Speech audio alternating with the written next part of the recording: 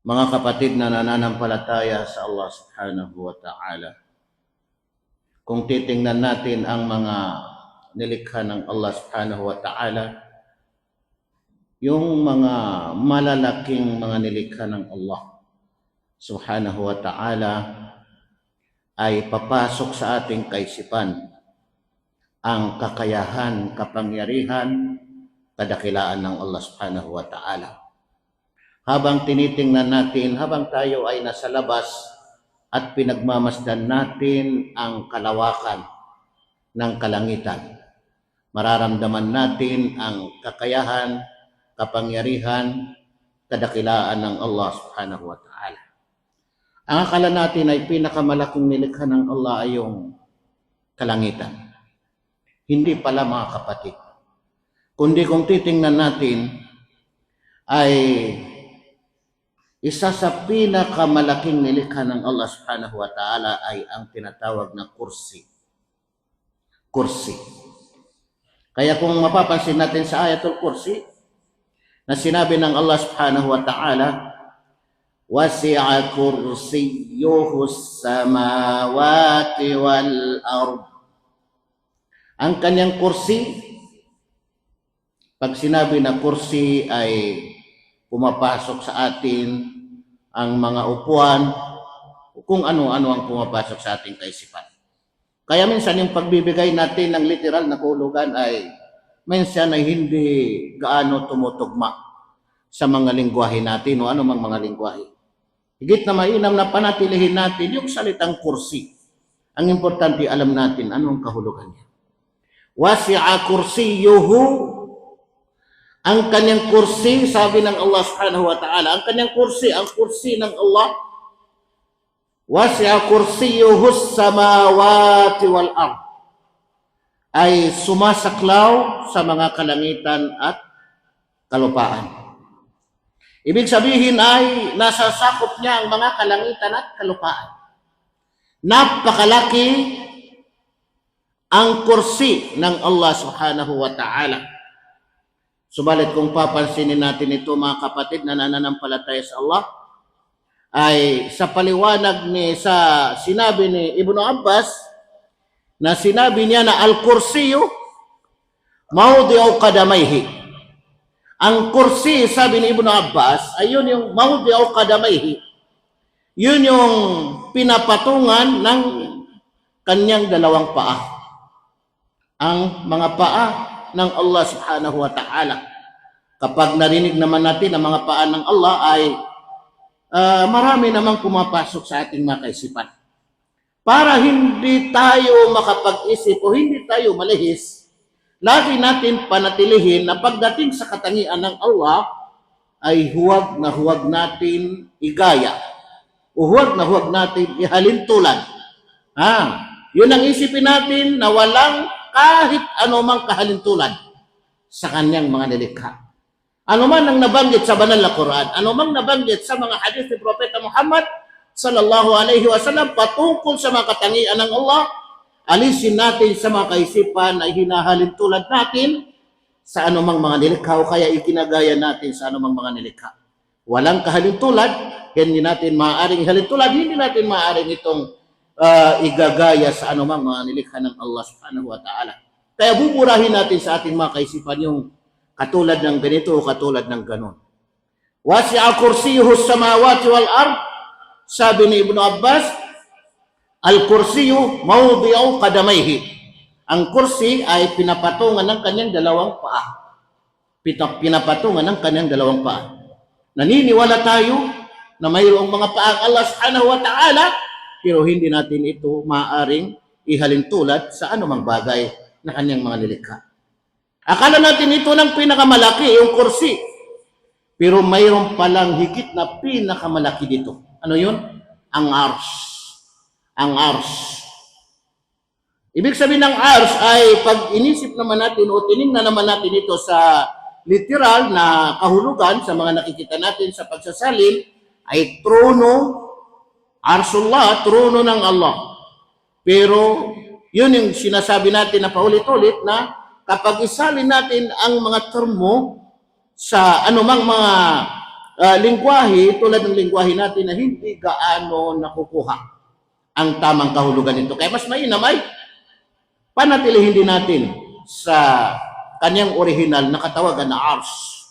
Ang arsh ng Allah subhanahu wa ta'ala. Ang importante ay alam natin ang ibig sabihin ng arsh. Kalimutan natin yung pagbibigay ng mga trono para mailayo tayo. Kung mailayo natin yung pag-iisip natin sa paghahalin tulad sa mga bagay-bagay. Ang pinakamalaki ay yung arsh. Akala natin ang pinakamalaki na yung kursi ng Allah. Hindi palang pinakamalaki ay yung arsh ng Allah. Wa arshuhu, sabi ni Ibn Abbas, wa arshuhu la yuqdaru qadruhu. Ang kanyang arsh ay hindi masusukat ang kanyang sukat. Ibig sabihin, hindi kayang ilarawan ng sino mang tao kung gaano ito kalaki, kung gaano ito kalawak. Kung gaano ito kalaki o kung gaano ito kalawak. Sa ibang paliwanag ay la yuqdaru qadruhu illa Allah. Walang makakaya na magbigay ng sukat nito kung gaano kalaki, kung gaano kalawak, illa Allah. Maliban na lamang sa Allah subhanahu wa ta'ala kasi pinakamalaki. No? Pinakamalaki. Isang talata na sinabi ng Allah subhanahu wa ta'ala, Ar-Rahmanu 'alal 'arsy istawa. Ang Rahman, ang pinakamawain. 'Alal 'arsy istawa. 'Alal 'arsy istawa. Itong talata na ito, mga kapatid, na nananampalataya sa Allah. Kung ito ang pag-usapan, ay napakalawak na usapin. Pero panatilihin din natin ang ating mga sarili na anumang nabanggit sa banal na Quran, anumang nabanggit sa mga hadith ng Propeta Muhammad sallallahu alaihi wasallam patungkol sa mga katangian ng Allah subhanahu wa ta'ala, yun yung paniniwalaan natin. At huwag na tayong mag-isip ng ano pang panggagaya o anumang paghahalintulad. Ar-Rahmanu 'alal 'arsy istawa. Ang Rahman, ang pinakamawain, ay istawa. Irtafa wa 'ala. Ibig sabihin ay pumaitaas. Ar-Rahmanu 'alal 'arsy istawa. Pumaitaas sa kanyang arsh. Pumaitaas sa kanyang arsh. Yun ang sinabi natin na panatilihin natin sa kahulugan ng arsh. Kasi pagkabigyan natin ng kahulugan sa ating lingwahe, ay pumapasok naman sa ating mga kaisipan na katulad ng mga ganito ganon, no? Katulad ng mga nilikha ng Allah subhanahu wa ta'ala. Ar-Rahmanu 'alal 'arsy istawa. Ang Rahman, ang pinakamawain, ay pumaitaas sa kanyang arsh. Ito yung sinasabi natin na mahabang usapin. Ang importante, alam natin na ang istiwa, ang istawa, ibig sabihin siya ay irtafa wa 'ala, ibig sabihin pumaitaas sa kanyang arsh. Naalala natin yung advice ni Propeta Muhammad sallallahu alaihi wasallam. Fa idza sa'altumullaha fas'aluhu al-firdaus. Kapag kayo ay humingi sa Allah, kapag kayo ay humingi sa Allah, ang pinaka-final, pinaka-mainam, pinaka-the best na hinihingi natin na yung makapasok tayo sa paraiso. Pero hindi lamang sapat yung makapasok tayo sa paraiso, kundi ang advice ni Propeta Muhammad sallallahu alaihi wasallam, فَإِذَا سَأَلْتُمُ اللَّهَ فَاسْأَلُوهُ الْفِرْدَوْسِ. Kapag kayo'y humingi sa Allah, ay ang hingiin nyo sa Kanya ay Al-Firdaus. Humingi kayo sa Allah, magdua kayo sa Allah na kayo ay pagkakalooban na makapasok sa paraiso, ang hingiin ninyo ay Al-Firdaus. Al-Firdaus. Bakit mga kapatid? Al-Firdaus. فَإِنَّهُ أَوْسَطُ الْجَنَّةِ وَأَعْلَى الْجَنَّةِ وَفَوْقَهُ عَرْشُ الرَّحْمَنِ. Sapagkat ang Firdaus ay awsatul jannah, nasa gitna, nasa center ng paraiso. At a'la, nasa kataas-taasan ng paraiso, a'la al-jannah. Wa fawqahu al-arsh. Wa fawqahu arshur rahman. At sa kataas-taasan nito, sa yung Firdaus, sa pinakamataas na antas ng paraiso. Pero ang kataas-taasan nito, sabi ni Propeta Muhammad sallallahu alaihi wasallam, ay Arshur Rahman, ang arsh ng Allah, ang pinakamawain. Wa minhu tafajjaru anharul jannah. Kasi sabi ni propeta, at mula dito sabi ni propeta Muhammad sallallahu alaihi wasallam ay bubukal ang ibig sabihin mga ilog ng paraiso. Ibig sabihin sa mga paraiso mayroong ilog, no? Mayroong ilog, mayroong tubig, pero doon nagmumula yung bukal niya doon sa ibig sabihin ay yung sinabi ni propeta Muhammad sallallahu alaihi wasallam na hingiin natin na pinakamataas na ibig sabihin antas ng paraiso ay yung Al-Firdaus. Kaya sa pamagitan nito ay makikita natin ang pinakamainam na advice ni Propeta Muhammad na pag tayo ay nanalangin sa Allah subhanahu wa ta'ala, ang hilingin natin ay yung pinakamataas na antas. Kapag tayo ay nagplano, kapag tayo ay nangarap, ay ang planohin natin, ang pangarapin natin yung pinakamataas. Taasan natin ang ating pangarap, mga kapatid na nananampalataya sa Allah. Kung sa pagbasa ng Quran, nakikita natin ang kapatid na magaling magbasa ng Quran, huwag lang doon ang pangarapin natin.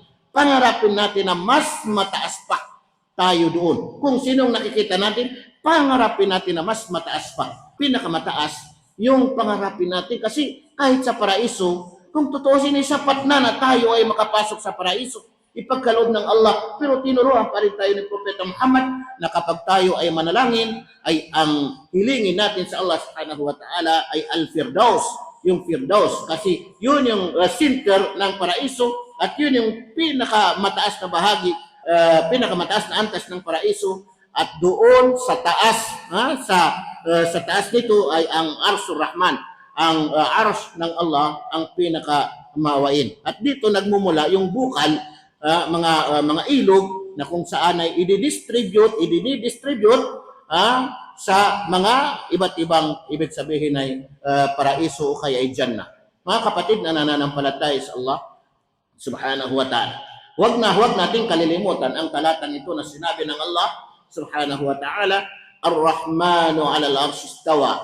Ang pinakamawain, ang Allah subhanahu wa ta'ala ay pumaitaas siya sa kanyang arsh.